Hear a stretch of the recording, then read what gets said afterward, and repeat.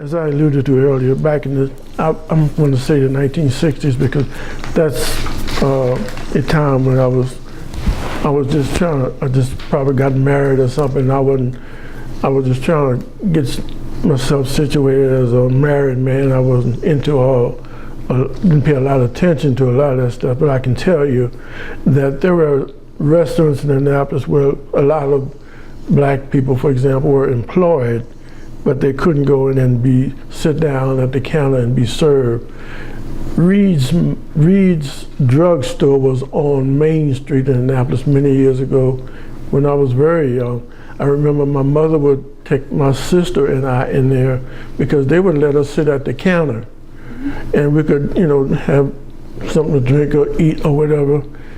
And it had two doors. One you came in from Main Street and the other one you could go out the back or side door to the State Circle. So my mother had this situation where she would take my sister and I downtown to visit relatives who lived on Fleet Street, and when we wanted to go to the bathroom, she would take us in the State House, in the back, what I'll call the back door of the State House, where they take all the pictures from, I forget the name of that street. But anyway, we go in there to use the bathrooms, and because we could do that. At that time, in the State House, your doors was open. You just walk in, look around and everything. But she took us in the bathroom. Then we'd go on uptown to the other part of town. Sometimes if it was for her to do, we'd have lunch or something in the Fourth Ward, was called at that time, where there were a lot of black-owned establishments, restaurants, and so forth on Calvert Street, Clay Street, and all that stuff.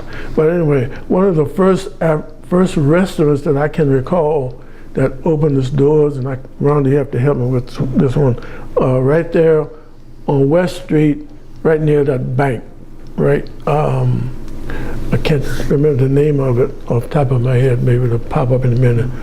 But it was owned by the mayor's father, not this mayor, but Panelides family. Oh, the Royal Restaurant. Royal.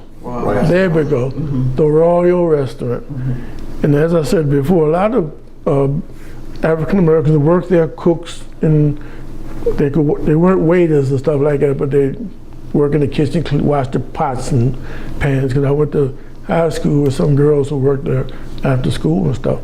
So that was the first one, and that's where they had what we call today people who would walk with the signs out in front of the place and things like that. Well, not boycotting, but just bringing attention to the fact that they couldn't be served here or there.